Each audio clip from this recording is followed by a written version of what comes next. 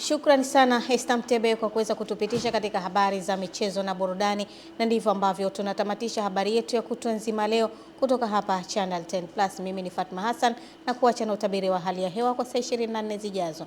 Nikutakia usiku mwema.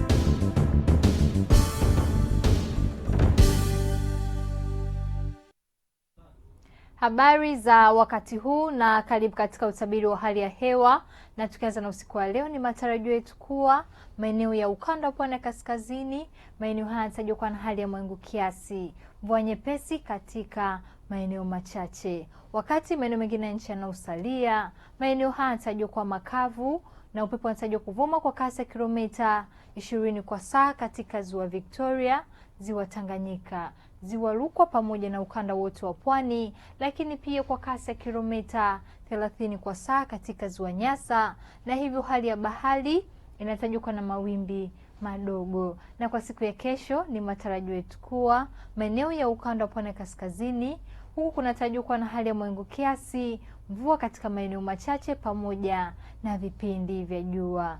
Mikoa ya Lindi pamoja na Mtwara, maeneo haya yanatajwa kuwa na hali ya mawingu kiasi, mvua nyepesi katika maeneo machache pamoja na vipindi vya jua. Wakati maeneo mengine ya nchi yanayosalia, maeneo haya yanatajwa kuwa na hali ya mawingu kiasi pamoja na vipindi virefu vya jua. Na mpaka kufikia hapa, kutoka Mamlaka ya Hali ya Hewa Tanzania hatuna la ziada. Ulikuwa nami Rebecca Luhitana, tukutane hapo kesho muda wakati kama huu.